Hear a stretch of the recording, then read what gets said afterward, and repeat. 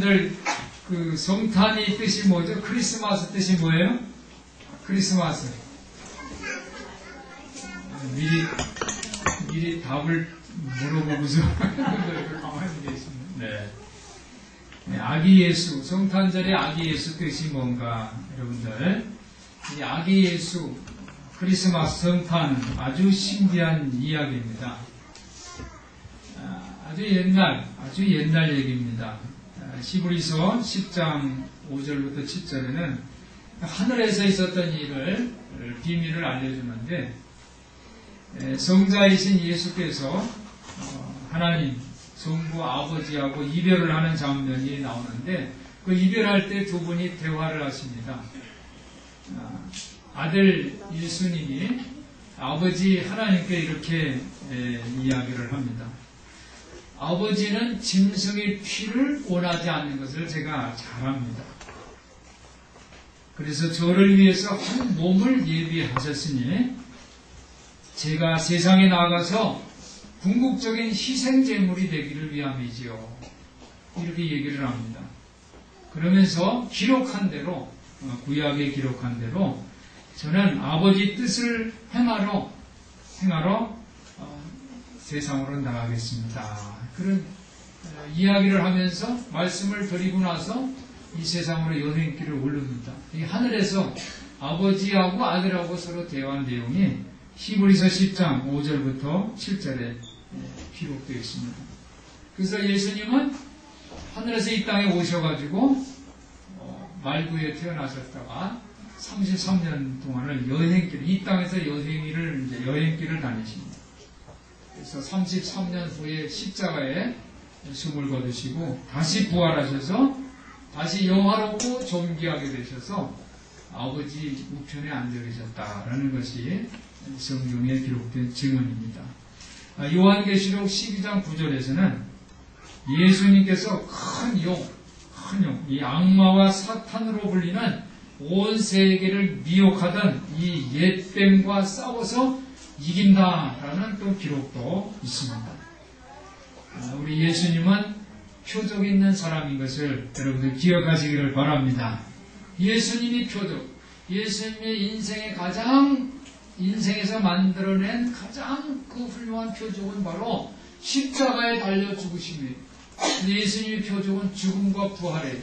십자가에 달려서 죽으셨다가 3일 만에 다시 부활하신 것, 이것이 바로 예수님의 표적입니다. 그런데 이 크리스마스는 아주 모순으로 가득 차 있어요. 예수님이 하나님이시면서 사람이라는, 예수님은 하나님이시고 또 사람이고 모순이. 그런데 이 성경은 이것을 신비로 풀고 있습니다. 하나님은 스스로 어떻게 아들이 아버지가 되고 이해가 잘 안 되잖아요. 그런데 성경의 창세기 1장에 보면 태초에 하나님이 계시니라 이렇게 기록되어 있는데 이 하나님을 히브리 말로 엘로힘 이렇게 기록하고 있어요. 태초에 엘로힘이 계시니라 그랬는데 이 엘로힘은 단수가 아니라 복수예요. 한 분이 아니시라는 거예요. 세 분이 있어요. 창세기 1장 26절에서도 보면 우리가 우리 형상을 따라서 사람을 만들자 그래요. 우리가 그래요. 하나님이 내가 나의 형상을 이렇게 말씀하시지 않고 우리라고 그래요. 우리라고 이 복수로 기록하고 있고 또 이사야서 6장 8절에서도 보면 누가 이르시되 누가 우리를 위하여 갈고 그래요. 하나님이 한 분이시면 우리라고 그러잖아요. 누가 나를 위하여 갈 거야? 우리. 그러니까 하나님은 성부 하나님, 성자 하나님, 성령 하나님, 삼위일체인 것을 기억하시기를 바랍니다. 그러니까 이 하나님의 말씀 참 신비스러워요. 또 두 번째, 이 크리스마스의 신비는 처녀, 동정녀가 아기를 낳았다는 거예요. 동정녀 탄생입니다. 그런데 창세기 3장 15절에 보면 내가 너로 여자와 원수가 되게 하고 너희 후손도 여자의 후손과 원수가 되게 하리니 여자의 후손은 내 머리를 상하게 하고 너는 그의 발꿈치를 상하게 할 것이니라. 이렇게 기록되어 있습니다. 그리고 이사야서 7장 14절에 보니까 그러므로 주께서 친히 징조로 너에게 주실 것이라 보라 처녀가 잉태하여 아들을 낳을 것이요 그 이름을 임마누엘이라 하리라. 성경에 기록된 그러한 약속된 말씀, 처녀가 잉태해서 아들을 낳는다는 것은 이렇게 성경에서 기록된 그런 내용인 것입니다. 예레미야서 31장 22절에도 보면 여호와가 새 일을 세상에 창조하였느니 곧 여자가 남자를 안으리라. 여기에서 이 여자가 남자를 안는다는 것은 처녀가 이 아기를 안는다는 그런 의미입니다. 우리가 크리스마스는 보통 평화를 상징한다고 해요. 평화. 크리스마스는 평화인데 실제적으로 이 세상에서 크리스마스를 맞이하는 모습을 보면 크리스마스의 상품을 많이 판다고 대목 경기라고 생각을 해요. 그리고 사치스럽게 지내거나 또 많은 사람들이 이 청소년뿐 아니라 이 장년 얘기까지 많은 사람들이 혼란과 아주 광적인 그런 시간으로 지내는 경우가 많이 있어요. 그런데 우리가 성경을 보면 최초의 크리스마스는 아주 초라한 모습이었어요. 말구육, 마구간에서 지낸 아주 초라한 것이었어요. 그런데 지금 크리스마스는 너무나도 사치스럽고 현란스러운 모습을 우리가 볼 수가 있습니다. 최초에는 동방 박사들이 아기 예수에게 와서 경배를 했어요. 그런데 오늘날에는 어리석은 사람들이 나쁜 짓이나 하는 파티를 열고 있는 거예요. 오늘 저는 말씀을 통해서 우리가 크리스마스를 어떻게 보내야 하는가 세 가지를 말씀을 드리려고 합니다. 첫 번째 오늘 말씀해 보니까 25절에 사도 바울은 나의 복음이라고 불렀어요. 나의 복음. 한번 따라해 보실까요? 나의 복음. 크리스마스가 나의 복음, 여러분의 복음이 되시기를 예수님의 이름으로 축원합니다. 최초에 크리스마스를 맞이하지 못한 사람들이 있었는데 성경에 보면 여관주의는 크리스마스를 맞이를 못했어요. 왜냐하면 여관주의는 방이 없어서 예수님을 맞아들일 수가 없었어요. 혹시 여러분들의 마음속에도 예수님이 누우실 방이 없는지 아닌지를 한번 살펴보세요. 그리고 이 시간 여러분의 마음에 있는 모든 것을 다 비우시고 예수님을 영접하시기를 주님의 이름으로 축원합니다. 그 당시에 헤롯 대왕 임금도 예수님을 맞이하지 못했어요. 크리스마스를 맞이하지 못했어요. 유대인의 임금으로 오셨다고 하니까 자기의 왕위를 빼앗길까봐 두려워서 그래서 그 당시에 그 인근 지역에 태어난 아기들 2살짜리 아이들을 다 죽여버리고 말았어요. 그리고 대제사장들, 서기관들도 메시아를 미워했고 그리고 그 예루살렘, 이 종교도시인 예루살렘, 이 예루살렘에는 종교도시예요. 거기에 있는 많은 주민들이 종교 축제를 하기 위해서 종교의식 때문에 예수님을 맞이하지 못했어요. 크리스마스를 맞이하지 못했어요. 로마인들은 정복자로서 자기들이 우상을 숭배하기 때문에 아기 예수를 경배하지 못하고 크리스마스를 맞이하지 못했어요. 심지어 나사렛 사람들은 예수님과 너무 친해서 크리스마스를 맞이하지 못했어요. 혹시 우리도 헤롯처럼 대제사장 서기관들처럼 나 자신을 내어주기 싫어서 다시 예수를 죽이고 싶어서 크리스마스를 맞이하지 못한 그러한 입장은 아닌가. 이 시간 자기 자신을 살펴보시기를 바랍니다. 사랑하는 성도 여러분, 우리는 크리스마스를 맞이하면서 예수 탄생을 진정으로 기뻐하는 이 크리스마스야말로 바로 나의 복음이라고. 그래서 밤을 지새며 양떼를 지킨 목동들이 예수님을 경배했어요.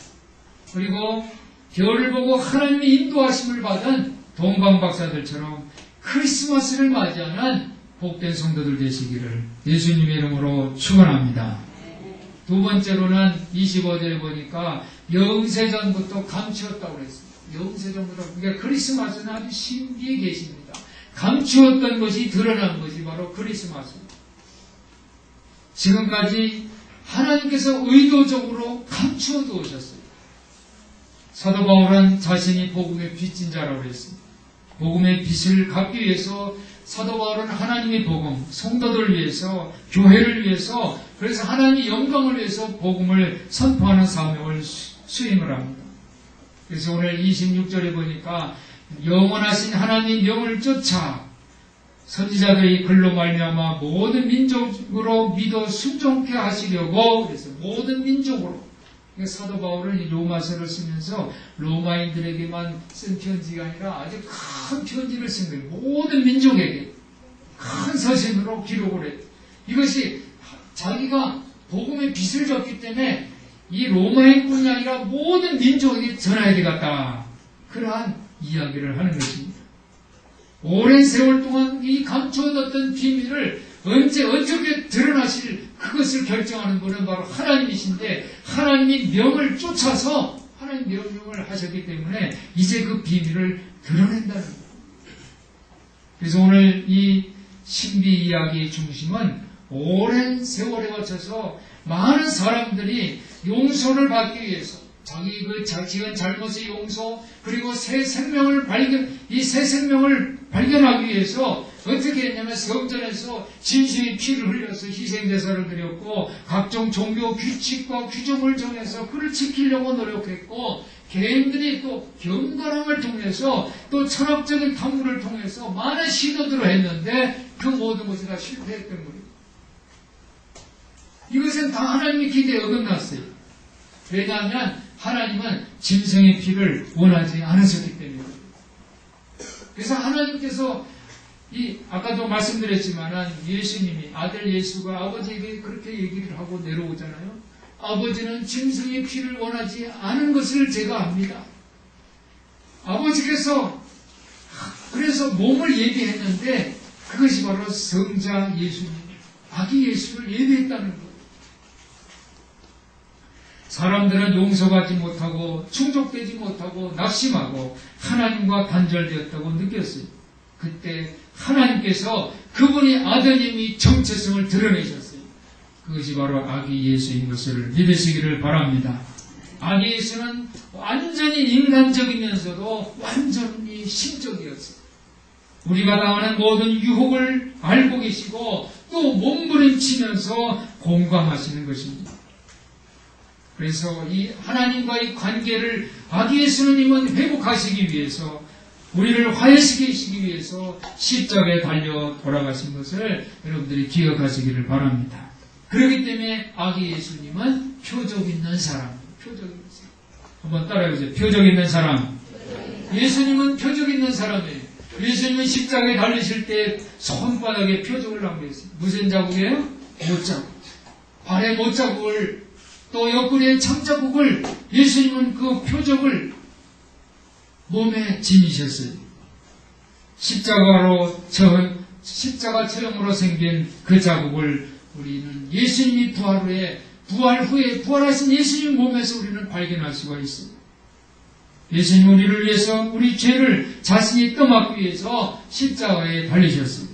그리고 죄와 죽음에 대한 하나님의 승리를 보여주기 위해서 부활하신 것을 믿으시기를 바랍니다. 그래서 우리가 세 번째, 여러분들이 표적 있는 사람이 되시기를 바랍니다. 표적 있는 사람. 한번 따라해보세요. 표적 있는 사람. 표적 있는 사람이 되자. 여러분이 표적 있는 사람들 되시기를 바랍니다. 순종이라는 것은 하나님 일체의 다른 것에, 하나님 위에 다른 것에 내가 충성을 포기하는 것이 순종이에요. 오직 내가 하나님께만 순종하는 것, 하나님께만 충성하는 것, 이게 순종이에요. 예수님은 초라한 겉모습으로 이 땅에 오셨어요. 바울은 크리스마스가 비록 연약하고 힘이 없는 그런 초라한 모습이지만, 그러나 아기 예수님은 우리를 구원할 힘이 있는 것을 믿으시기를 바랍니다. 이것이 바로 비밀이에요. 아기 예수가 어떻게 세상을 구원할 수 있을까? 원래 26절에 보니까 이제는 드러났다, 이제는 나타나신 바 되었다 그랬어요. 한번 따라해 보실까요? 이제는 나타내신 바 되었다. 믿습니까? 이제는 나타나신 바가 되지. 왜? 아기 예수가 30년 동안 자란 후에 손에는 못자국이, 또 옆구리에는 창자국이, 표적이 생긴 그러한 인류를 구원하는 메시아가 된 거예요. 사랑하는 성도 여러분, 여러분도 오늘 말씀을 듣고 여러분의 몸에 하나님의 표적, 예수님의 표적을 새기시기를 주님 이름으로 부탁을 드립니다. 그래서 여러분의 일터와 여러분의 가정, 여러분의 학교에서 다시 돌아가서 여러분의 삶 속에서 예수님 그리스도의 표적을 나타내시는 여러분들 되시기를 주님 이름으로 부탁을 드립니다. 하나님은 우리를 죄와 죽음에서 구원하시기 위해서 예수라는 이름이 어린 아기를 보내셨습니다. 예수님은 하나님께서는 짐승의 피를 원하지 않는다는 것을 아시고 스스로 희생제물이 되셨어요. 하나님께서 짐승의 피를 원하지 않는 것을 아셨어요. 오늘 우리가 드려지는 이 예배가 짐승의 피를 드려지는 그런 형식적인 제사가 아니기를 바랍니다. 우리가 예배를 드릴 때는 신령과 진정으로 드려지는 거예요. 그런데 많은 사람들은 예배를 마치 과거에 제사를 드리는 것처럼, 제사를 드리는 과정 여러분 아시죠? 짐승을 삽니다. 돈 주고 사요. 그래서 사가지고 내가 돈 주고 이제 샀으니까 이제 이것이 하나님께 드려지는 예배가 된다. 그렇게 생각을 합니다. 그렇지만 하나님은 그런 짐승의 피를 원하지 않는다고 했어요. 하나님은 신령과 진정의 예배를 원하시는 것을 믿으시기를 바랍니다. 의례적으로, 종교적으로 드려지는 예배는 하나님은 원하지 않으신다는 거예요. 그래서 여러분들 예배를 드릴 때는 신령과 진정의 여러분의 삶의 표적을 갖고 주의 전에 나와서 예배하는 예배자들 되시기를 주님 이름으로 축원합니다. 지금 내가 하나님 앞에 정말 내 삶이 너무나 하나님이 함께 하셔서 나의 표적으로 예수님을 증거하고 왔기 때문에 주님이 전에 나올 때 내 자신을 정말 고백하면서 드려지는 예배. 오늘 우리 예수님 집사님이 표지를 하면서 하늘을 돌이키면서 하나님 앞에 감사했어요. 삶을 통해서 하나님 앞에 드려지는 예배. 이런 예배가 바로 표적 있는 예배인 줄 믿습니다. 그래서 여러분의 예배 가운데는 죽음과 부활이 있어야 돼요. 죽는 것만 가지고는 안 돼요. 죽은 짐승의 피 가지고 내가 하나님을 기뻐하시게 할 수가 없어요. 죽음과 부활이에요. 예수님이 십자가상에서 죽으셨지만, 그래서 못자국 천자국이 있었지만 그걸로 그친 것이 아니라 3일 만에 다시 부활하셨어요. 할렐루야. 여러분의 예배 가운데서도 죽음이 있어야 돼요. 즉 여러분의 삶의 모든 죄의 회개와 또 고백이 있어야 되고, 그리고 그것을 그치는 것이 아니라 주님의 말씀으로 다시 회복되는, 부활되는 그러한 능력을 경험하시기를 주님의 이름으로 축원합니다. 그래서 크리스마스를 맞이하면서 예수 탄생을 진정으로 기뻐하고 감사하는 참된 예배자들 되시기를 주님의 이름으로 축원합니다. 밤을 지새며 양떼를 지키는 목동들처럼, 별을 보고 하나님의 인도하심을 받은 동방 박사들처럼 크리스마스를 맞이하는 복된 성도들 되시기를 예수 그리스도 이름으로 축원합니다. 기도하겠습니다. 사랑이 많으신 하나님 아버지, 우리 성도들이 가정에서, 일터에서, 학교에서 예수의 표적 있는 삶을 보여줌으로써 이 땅에서 평화를 이루는 복된 성도들 되게 하여 주시옵소서. 우리 주 예수 그리스도 이름으로 기도하옵나이다. 아멘.